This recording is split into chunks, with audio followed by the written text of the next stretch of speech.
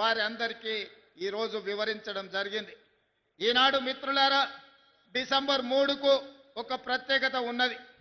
December 3 2023 నాడు 10 సంవత్సరాల పరిపాలన మీద ఆధిపత్యంతో ప్రజలని చెరబట్టి హింసిస్తున్న ప్రభుత్వానికి చరమాంకం పలికి మీ ఓటునే ఆయుధంగా మార్చి ఆనాటి దుర్మార్గమైన పాలనను అంతమొందించి ప్రజా పాలనను మీరందరూ తీసుకురావడం జరిగింది. అదే కాదు, డిసెంబర్ 3కి ఇంకొక ప్రత్యేకత ఉంది. తెలంగాణ మలిదశ ఉద్యమానికి ఉవ్వెత్తున ఊపిరులూది ఉద్యమాన్ని పతాక స్థాయికి తీసుకెళ్లిన శ్రీకాంతాచారి వర్ధంతి కూడా ఈ డిసెంబర్ 3 తారీఖు నాడే. అందుకే శ్రీకాంతాచారి స్ఫూర్తితో నేను మరణించినా సరే, నా కుటుంబం నష్టపోయినా సరే, నా కుటుంబం కష్టపడ్డా సరే, తెలంగాణ నిరుద్యోగ యువతకు ఉద్యోగ ఉపాధి అవకాశాలు రావాలి, వాళ్ళ జీవితాలలో వెలుగులు నిండాలి అని ఆనాడు శ్రీకాంతాచారి ఆత్మ బలిదానం చేసుకొని ఈ తెలంగాణ రాష్ట్ర ఏర్పాటుకు ఒక గొప్ప స్ఫూర్తినిచ్చారు.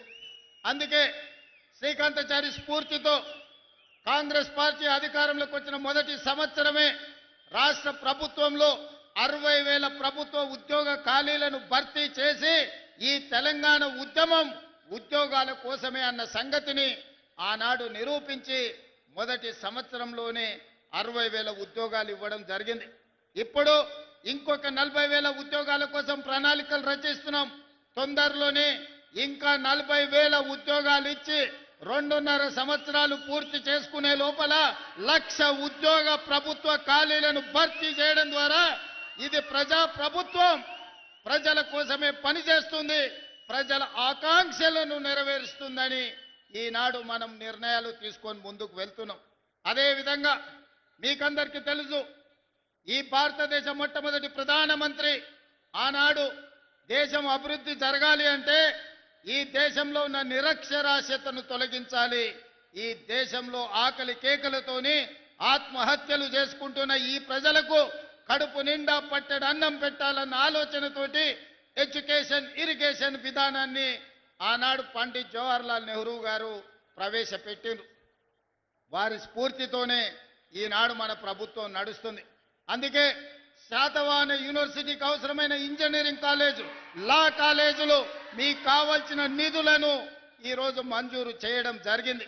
ఇదే కాదు, ఈనాడు మాటలు మాట్లాడుతున్నారు, 1,00,000 కోట్లు పెట్టి కాళేశ్వరం కట్టినమన్నారు. ఆ కాళేశ్వరం కాస్త కూలేశ్వరం అయ్యి అక్కడ నిటారుగా నిలబడ్డది కూలిపోయిన కాళేశ్వరం. కానీ ఈనాడు కరీంనగర్ రైతాంగం ముందు నేను ప్రస్తావించదలుచుకున్నా, ఇక్కడ కట్టిన ఎస్ఆర్ఎస్పి ఆనాడు పండిత్ జవహర్లాల్ నెహ్రూ గారు మొదలుపెట్టి కడితే ఈనాటి వరకు మనము మంత్రులు ముఖ్యమంత్రులైన ఎస్ఆర్ఎస్పి ద్వారానే ఈరోజు కరీంనగర్ ప్రాంతానికి వరంగల్ ప్రాంతానికి లక్షలాది ఎకరాలకు నీళ్లు ఇస్తున్నాయి. మనం కట్టిన ఎస్ఆర్ఎస్పి ఎట్లుందో, బీఆర్ఎస్ వాళ్ళు కట్టిన కాళేశ్వరం ఎట్లుందో ఒక్కసారి ఆలోచన చేయండి. ఇదే కాదు, బాక్రానంగల్ నుంచి మొదలు పెడితే నాగార్జున సాగర్ శ్రీశైలం వరకు ఈ ప్రాజెక్టులన్నింటిని కూడా ఆనాటి మన పాలకులు మన ప్రధానమంత్రులు కట్టినాయి. ఈ రోజు దేశానికి సేవలు అందిస్తున్నాయి. ఈ దేశమే ఎంతో ఆహార ఉత్పత్తిని పండించే దేశంలోనే వరి ఈరోజు అత్యధికంగా పండించి దేశంలోనే మొదటి స్థానం తెలంగాణ వరి ఉత్పత్తిలో వచ్చిందంటే మనం కట్టిన నాగార్జున సాగర్, మనం కట్టిన శ్రీశైలం, మనం కట్టిన శ్రీరామ్ సాగర్, మనం కట్టిన భీమా, కోయిల్ సాగర్, నెట్టెంపాడు, సీతారామ సాగర్, ఇందిరా సాగర్ లాంటి ప్రాజెక్టులు, జూరాల ప్రాజెక్టులు ఆనాడు మనం కట్టినాం కాబట్టే ఈరోజు దేశంలోనే అత్యధికంగా వరిని పండించే రాష్ట్రంగా మనం రాణించినాం.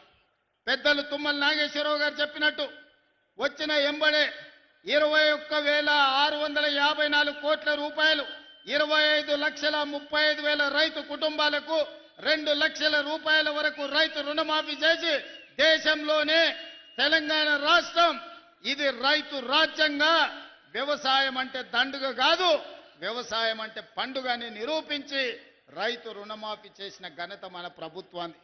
ఇవాళ రైతు భరోసా ద్వారా 9 రోజుల్లో 9,000 కోట్లు 70 లక్షల పైగా రైతుల ఖాతాలలో 9 రోజుల్లో 9,000 కోట్లు వేసి రైతులను రాజులను చేయాలన్న ఆలోచన ఈరోజు కాంగ్రెస్ పార్టీ చేస్తుంది. దాదాపుగా కాంగ్రెస్ పార్టీ అధికారంలోకి వచ్చిన తర్వాత 1,04,000 కోట్ల రూపాయలు రైతుల కోసం వ్యవసాయం మీద మనం ఖర్చు పెట్టడం జరిగింది. అదేవిధంగా ఇక్కడ మా అక్కలు మా ఆడబిడ్డలు ఉన్నారు. అక్కలు పండుగ నాడు అమ్మగారింటికి పోవాలన్నా లేకపోతే అమ్మవారిని దర్శించుకోవాలన్నా ఇంటి ఆయనను కన్న కొడుకునో కిరాయి పైసలు అడిగే పరిస్థితి. అందుకే మా ఆడబిడ్డల అమ్మవారిని దర్శించుకోవాలన్నా లేకపోతే అమ్మను పోయి చూడాలన్నా ఆర్టీసీ బస్సులో ఇవాళ ఉచిత ప్రయాణం ఇచ్చినాం. 8,000 కోట్ల రూపాయలు ఉచిత ప్రయాణం కోసం ఖర్చు పెట్టినాం. దానికి మీ అభిమాన నాయకుడు ఇక్కడి శాసనసభ్యుడే పొన్నం ప్రభాకర్ గారి మంత్రివర్గంలో ఈరోజు ఆడబిడ్డలకు ఉచితంగా బస్సు ప్రయాణం. అందరూ అనుకుంటుండొచ్చు మా అక్కలు ఉచిత బస్సులనే తిరుగుతున్నారని. ఉచిత బస్సులో తిరగడం కాదు, మా అక్కలకు 1000 బస్సుల యజమానులను చేసినాం. ఇవాళ స్వయం సహాయక సంఘాలు బస్సులు కొని ఆర్టీసీకి కిరాయి పెట్టి